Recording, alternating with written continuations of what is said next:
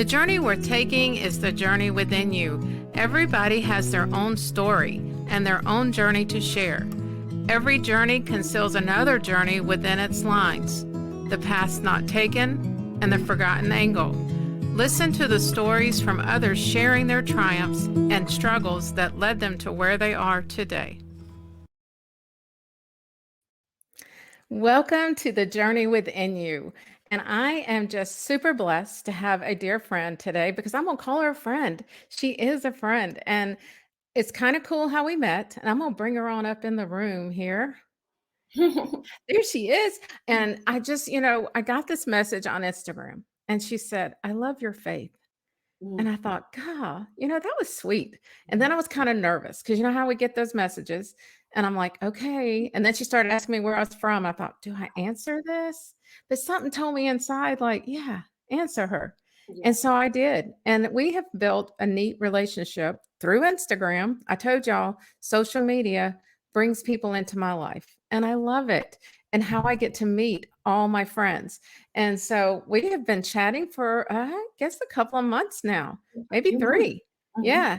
And so today I have Marlene, and I am just super proud to have her. And I'm not, see, I told you when it came to try to say your last name, I would be like, nah, I'm gonna let her tell you because she says it so beautifully because of how it sounds. But I want you to share your story today with us. Laura, it's so good to see you, and it's so good to be here. And I am excited. And I think it's, whenever we have an opportunity to be vulnerable, I just think it's super important.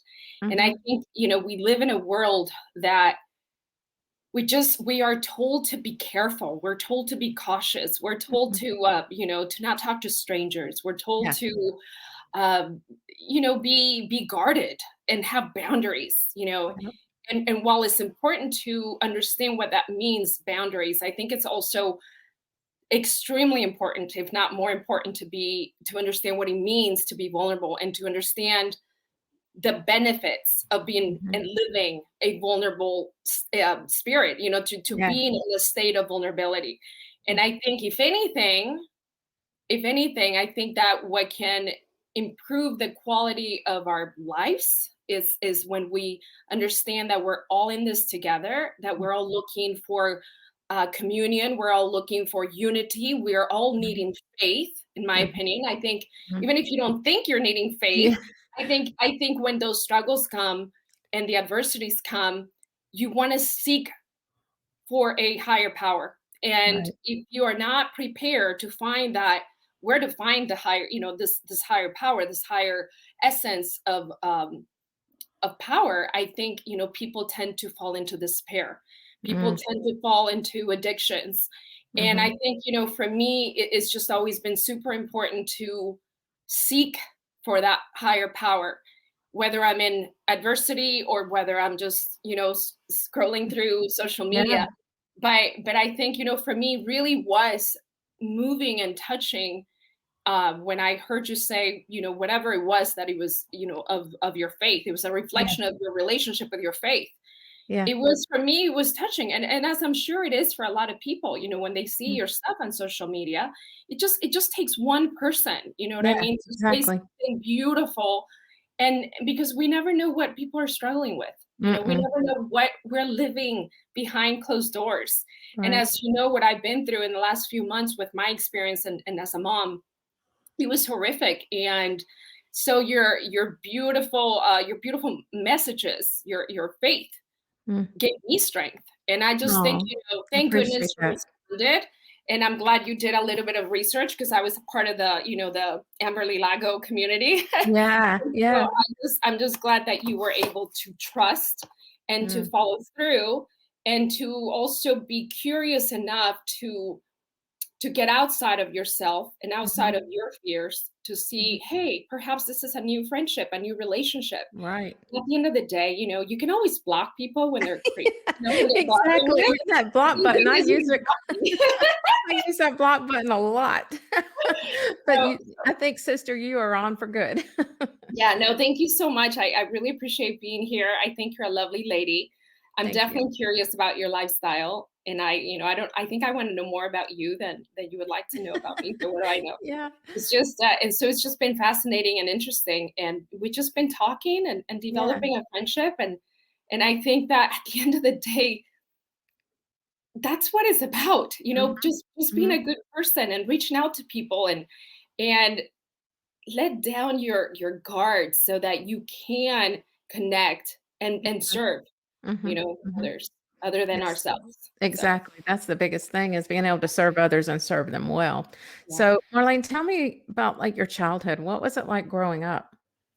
Wow. I'm from Mexico City. I'm from Okay. Mexico City. I believe there's, my goodness, I want to say in Mexico City now the population is at, I don't know if I'm correct, maybe 7 million. I can't remember. I won't Yeah. even say it, but Yeah. it's somewhere Yeah. up there It's in a the lot. millions in just Mexico City. So Wow. I was from this really, I'm from a very, very overpopulated city, let's just say that. And to be honest, it was sweet. It was sweet and it was also traumatic. It was Mm. also traumatic. I mean, um, it was sweet from a perspective of family, being Mhm. surrounded by family and cousins and people that I loved, um, and birthdays and parties and Mm.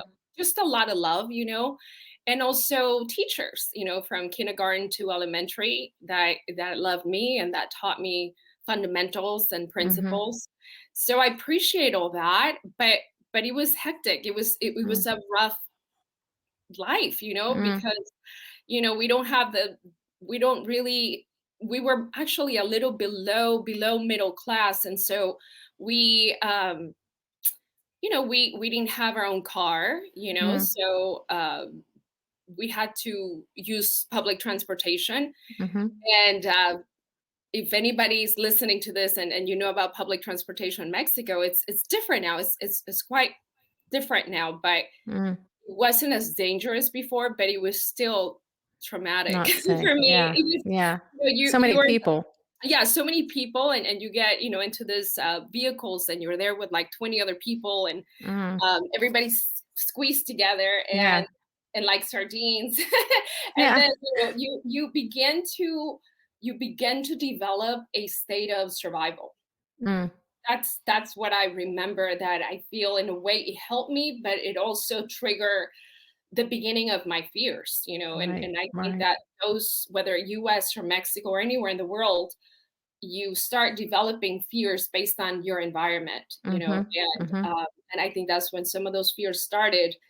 And yeah, you just pray that you get out of the car safe whenever they Yeah. took the fast turns. You know what I mean? Right? Yeah. Right? I can imagine because 'cause you're putting your trust in somebody else taking you Yes, somewhere. somebody else Oh. that was definitely driving the way they needed to drive, and you're a Mhm. passenger and you have no control, you know what I mean? Mhm. So, but it really, it was I would have to say it was what it needed to be. That's where I'm from, and I'm very proud to be Mhm. Hispanic Mexican. And I came from Mexico I first left Mexico City when I was 8 years old. I Oh, ended up wow. going to New York. Mhm. My mom brought us to New York. She was blessed enough to obtain her papers. She left first, and then she left us with family.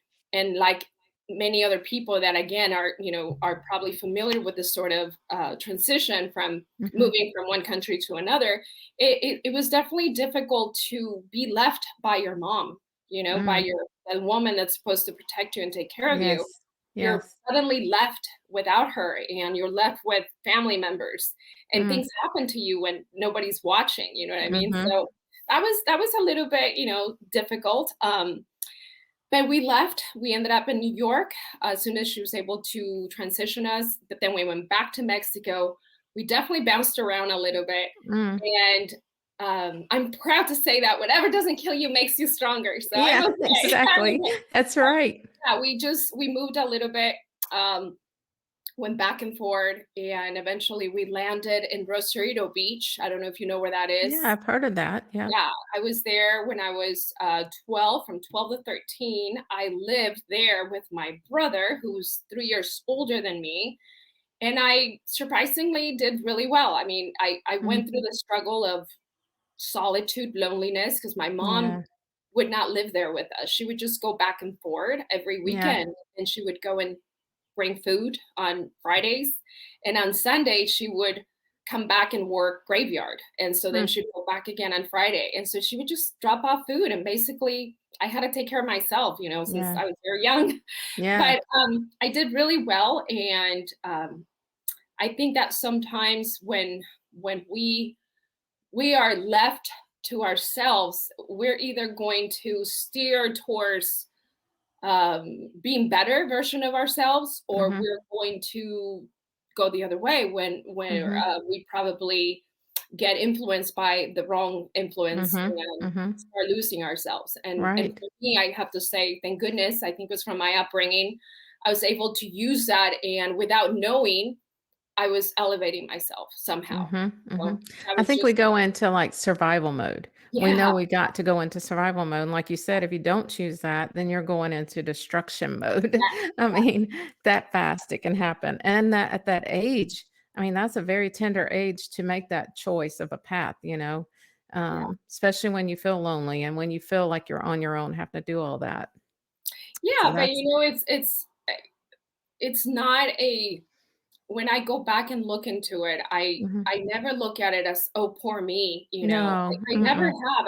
That's I good. always think about other people that were in my shoes or that were in similar situations, and how unfortunate and lucky they Yeah, turned out to be, you know they what I mean? didn't So, choose. Yeah. I mean, when you think it's bad for you, you just, it's almost like a very selfish perspective because we're Mhm, so self-centered just thinking about ourselves. But in mhm, reality, if you get out of yourself, if you're able to get out of your own head, mhm. um, you start understanding that there are people that are experiencing much worse. So I've Yep. always had that awareness in me, and so while things have been painful in my life, I always remember how lucky and how blessed Mhm. I am, and therefore I have a responsibility to move forward and to That's bring awesome. everybody that I love and people that I know into a better place. I Mhm, just mhm, that's the way that I think, so mhm. yeah. Did you stay there with your brother for how long, and then I where? did. I did. We stayed there for 1 year, and I remember, we didn't have running water. We came from the city where we definitely did have running water and, like, some of the amenities, the regular amenities, like Mhm. everything, electricity and everything. Yeah. And then we came to the, Rosarito Beach, and my mom had rented 3 rooms upstairs on the second floor of a family that was Christian, very, very Mm, Christian. And mm, so she just felt safe that we would be safe there. And mhm. um, I would wake up to, like, my brother was already gone because he was older than me, so he'd go to school. Actually, no, I'm sorry. I would wake up early and go to school by 7:30. I was already on my way to school. When I came back at 12:30, my brother would already be gone because he would go in Mexico. You can go to evening school, so he had Okay. the second shift. And so when I would come back, he was already gone, and so I was by myself all the time. Mm, And I'm mm. not exaggerating. I mean, I was really by myself Yeah. all the time, and all I had was like remember those 80s or 90s, the alarms with the radios? Yeah. Oh, I don't think we use them anymore. I don't Nope. Nope. But and it play your song, come on with your I song would or just whatever. play music all day long. Yeah, That was my entertainment, and I yeah. didn't have any friends. I was new. Mm, I was from Mexico City, and you'd be surprised of how divided even yeah. Mexican That's people sad, isn't can it? be. Because Yeah. you have the people from Baja California, the peninsula of Baja California, Mhm, and then you have Mexico City, and so there's some mhm. kind of rivalry going on there. And I just Yeah. remember, they it was hard for me to be accepted. It was hard for Right. me to. They were just, there's just some kind of rivalry. But eventually, I won some people, and I invited them to come over, and I would make like cakes and invite Mm, my little girlfriends over and stuff. But probably 80% of the time, I was definitely alone, and all mm. I could hear was just the wind, and I'm not Yeah, exaggerating. I mean, it hunted me for years. I I would bet. just stand in front of the window crying and lonely and desperate, and there Mm. was nobody there for me. And I Yeah. just remember hearing the wind, the way the wind blows, and Mm. it was Mm. lonely. It was super lonely, but surprisingly, I got through it. I learned a lot of songs, you know. Mm. Yeah. You can sing every word. I knew all the songs on the radio, Yeah. Yeah. and which was good because I started getting better with my English, Oh, so yeah. That's a good yeah. way to learn. Yeah. Yeah, but let me just not underestimate having no family and no Mm. aunt and no cousin, Mm. Mm. leaving everybody behind was absolutely painful. It I was bet. traumatic. It was hard. Mm. And but I knew that, I just knew that I was my mom's daughter and she brought us here to have a better life. And Mhm. it's like, what else can I do? I really couldn't do Right. anything else. I Yeah. depended Yeah. on her. So Mhm. yeah, and then I had to carry my water from downstairs on like buckets and wash my uniform by hand. And Mm. I learned a sense of accountability, I Mm. think, and I did good. I was top of my class, and I was part of the escolta. For some of you that may know what that means, representing the school, holding the flag, giving the orders. Oh, I mean, I yeah. did really well. Play basketball. That's when I learned really to how to play basketball. Join the team. Join the volleyball team. Neat. So I Yeah. did. I did good, and it was Yeah. by the beach. So I mean, again, it could have been worse. I was still living close to the beach, which Mhm. was probably good for my brain during that time. Yeah, probably. Yeah. Yeah. But yeah, that's where I ended up. And then it took us about a year and a half when my mom was able to really fix her papers, and we were able to come to San Diego. And that was another challenge. No, I Um, can imagine. yeah, so suddenly I'm this little Mexican girl, with a bunch of cultures, surrounded Mhm. by Filipinos, Americans, Mhm. Hispanics, of course, but I mean, so many other cultures. And it was, again, the survival mode would kick in. Mhm. Mhm. And I did my best to survive, but I was never thriving. I stopped thriving. And it Mm. was because of the cultural difference, Mm. the shock of your cultural transition. And then Right. from fear, from judgment, from Yeah. uh, yeah, it's just there's a lot of things that happen to us when we immigrate to another country. Oh, yeah. I couldn't So imagine because the fears of what everybody's yeah, thinking, and like you sure. said, there's already so many different cultures, so here's another one trying to fit Yeah, in, you yeah, know? and it's What and grade there's what grade were you in I there? was in 6th grade. I was in Okay. 6th grade. Did you graduate there? Yeah, yeah, somehow they kept passing me. I don't know how they did it, to be honest, because Yay. I don't remember. I was like, I promise you, it was hard to do my homework, you Mhm. know, um, and I'm gonna be honest too about what happened to me. I would be put in the back. Like Mm. I had an ESL class, and this Mhm. ESL class was where everybody, like from Russia, from the Middle East, Afghanistan's, Chinese, Mhm. everybody was in this class learning English as Yeah. as your second language. Um, but outside of that class, I had to take all the other classes that everybody else had to take. Right. I promise you, I was just put in the back. There Mm. would be different rows, like Mhm. first row, second row. I was literally placed in the back, in the Mm. corner, neglected. And I'm not Mm. I'm not even Oh. exaggerating.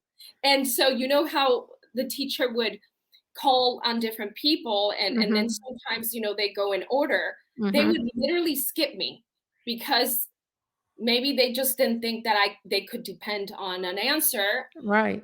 But how sad, to not be Yeah. able to Give you even a just chance to try, try. right? Or Yeah. to teach me one-on-one, to give me the experience of Mhm. learning something Mhm. one-on-one. Like, that I missed out on that.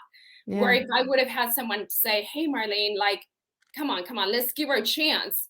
No, I Mhm. mean, there were moments, many moments that I would just get skipped. And so what happened to me is I just started being like, "Okay, well, I don't have to be accountable, I don't have to turn in Ah, the work." yeah. And so, and there were times when teacher would be like, "What's your homework?" And I'd be like, I don't Didn't know do how to it. do it. I really honestly don't understand where I'm at, so it was tough, but they graduated me, and that's all I can tell you. And I think thank goodness they did, but Mhm. I stopped thriving. Mm. And I think it's a fact whenever people leave us to ourselves and they stopped, and I don't want to say expecting, but maybe expecting is the word. Whenever we stop whenever people stop expecting some out of us, whether it's in a marriage, relationship, a Mhm. friendship, we just stop giving, I think. Mhm. But it's a natural uh, effect, I think, or process that happens. If you don't care about me, Then I why can't should I care about care myself? about Yeah. myself. You know what I Yeah. mean? And so, Yeah. and I think that again, that goes back to how it's important to care about one another, Mm. because that's the only way we perhaps believe in ourselves. Mhm. Mhm. That's perhaps one of the only ways that we can start loving ourselves too, Mhm. because we definitely, again, we're struggling. We're all Right. struggling in one way or another. Right. Right, Right. but we Right. weren't meant to be alone. We weren't meant to be No. isolated. No, I believe that. It's so beautiful when you have a sister, when you have a friend that says, "Hey, but you are this, but you are Mhm. amazing." Mhm. And Mhm. and and you know what? Because you're amazing, you gotta do this for yourself. There's Mhm. beauty awaiting, for you. So Mhm. I'm a big believer in emotional, mental support. Yes, definitely. So you finished high school, and then what was your career path? What did you Yeah.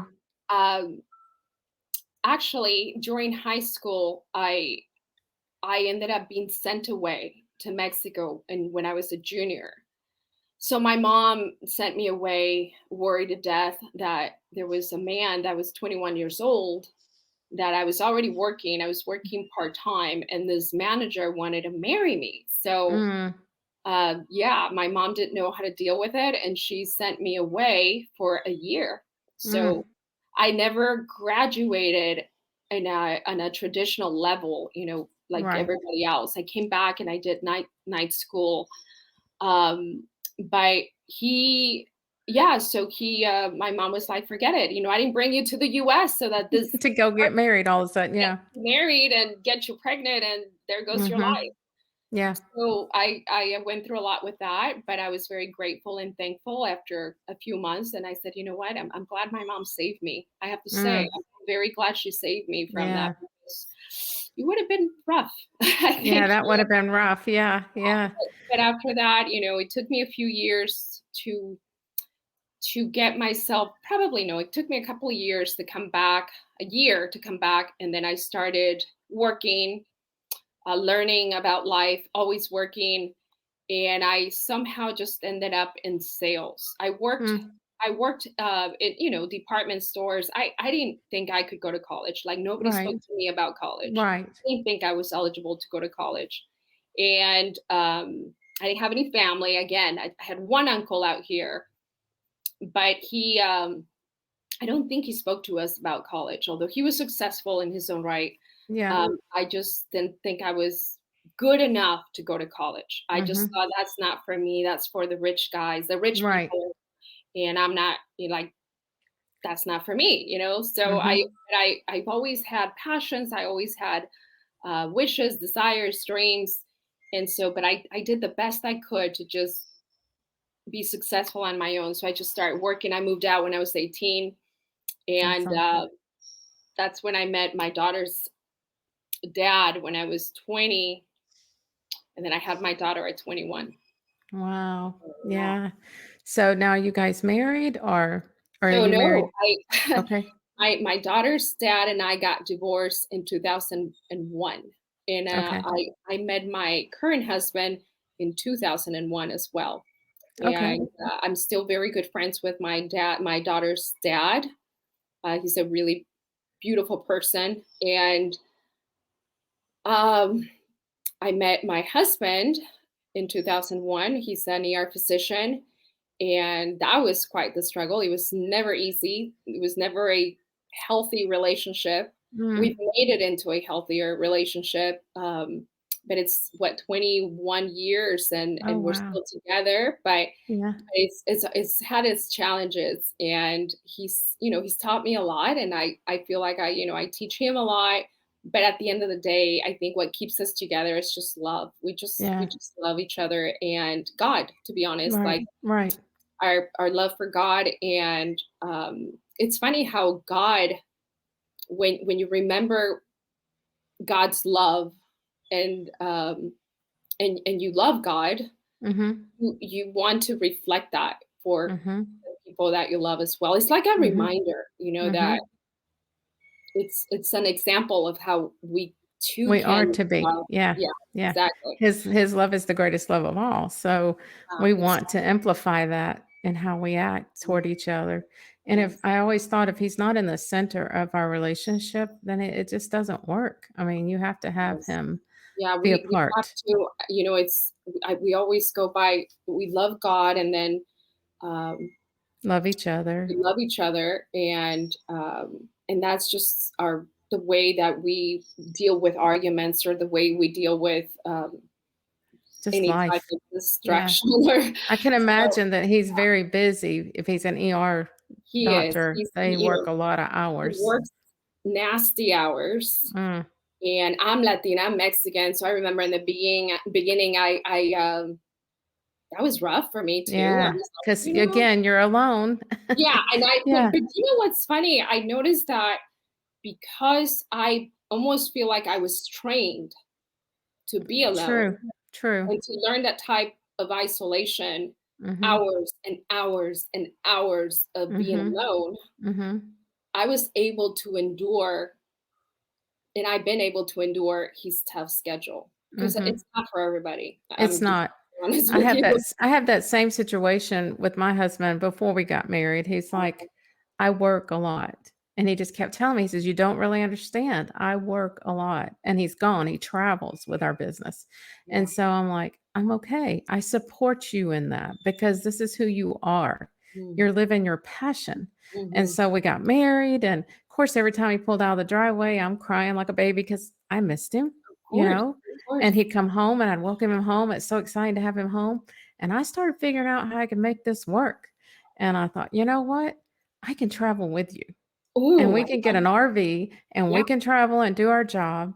And so we sat down, put it pen to paper, figured it out. And it's been so good. And I did come off the road for about 8 years to raise two granddaughters. And so we did that. And it was hard again, Yeah. but I was supportive because I knew what he was doing. First of all, was God-given talent. The man does what he's blessed with, and if you don't do your passion, Mm. you're miserable. Good And I calling. didn't want him to be miserable. I wanted him to thrive. And Mhm. I was excited and I thrived by watching him. And then when I got to Yeah. when the girls went and did their thing and left, I was like, I'm back. I'm coming back out on the road. That's And awesome. so we went and got a bigger RV so I could be Mhm. back. And so I've been back out with him and it's been such a cool thing just to be able to work together. But being alone and him gone, that was hard, but God had Yes. You given me figured the it out. grace. Yeah, You we figured figured it it out, out. Yeah. and it's so good that you were able to join him, that you found that, luckily his job is the type of job where you're able to Mhm. tailor, according Mhm. to your lives a little bit. For Mhm. me, there were moments when I'd be like, "Can I go to the yard with you? I'll Yeah, just sit yeah. here," I'll but just hang out. I can't do that. I'd have to play Yeah. sick or something. So, Yeah. and then I would feel guilty, Yeah. taking somebody else's bed. So can't do that. Yeah. But But you'd be it's sitting down in the cafeteria, "I'm down here I anytime." have done that. I have done Yeah. that. I have done that, and I have.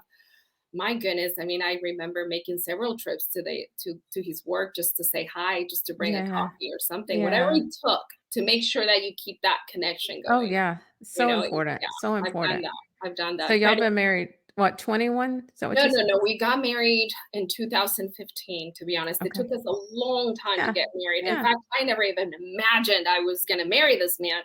But I just thought, "Oh, I love him, but maybe this will pass." Again, because we didn't have a very healthy relationship Right. from the very Right. beginning. Um, Mainly because he was coming out of a divorce, and I think for him, I think he was just going through a lot, and Yeah. so, and I was, yeah, we just, it's taken us a long time to have the quality of commitment that we have now. Mhm. It's taken us Mhm. years. But Mhm. yeah, we've been married for since 2015, and we struggled and we struggled. It wasn't until I got coaching and mentoring. I kid you not. I Mm. tried everything before. Our marriage was definitely falling apart twice. Mhm. Mhm. And I held tight the first time. The second time was like, I was like, whoa, I don't know if we're gonna make it, but Yeah. I became exposed, or I was introduced the 10x, Mhm. concept by Grant Mhm. Cardone. I was Mhm. introduced to 10x, and that definitely sparked a higher sense of calling for me. Mhm. And I ended up getting coached for a week during a very difficult moment with my husband, and to the point where I thought I was gonna die. Like, I promise you, I thought I was gonna die. I was like not doing Yeah. well. And um and so here I am getting coached by one of our 10x people, and Z-Rock, as a matter of fact, Mike Z-Rock, for anybody who's listening, but great guy. And again, I just got coached for 1 week, and I said, no, no, no, you don't understand, Mike. I am dying, and I Mm. need something to wake me up, like, Mhm. now. Mhm. 'Cause I don't know if I'm gonna make it, at the end of Yeah. the week. And it was brutal. Like, I'm Yeah. downplaying I mean, my it's just truth. Yeah. Yeah. and and he's like, "Oh, okay, okay, so you need this and this and that." And I'm like, "Yes, that's what I need." And I practiced what he told me to do for about a week, and I started seeing results in about a week and a half. And he's like, "Be the woman no man can resist to, not your husband, and not anybody else. Like, just be the woman that nobody can say no to."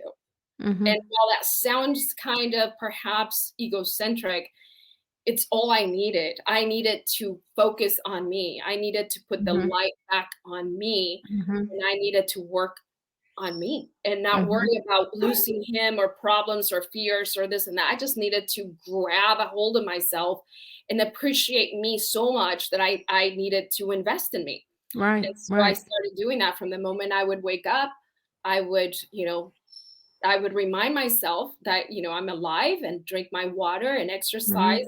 Mhm. And Mhm. again, just that energy, I had to Yeah. switch from him to me. And Mhm. then, like, probably within a month, we were back together, moving forward, getting back together, and we were able to save the relationship. But it was because I listened to some of these concepts and practices from Mhm. 10X that really do Mhm. work.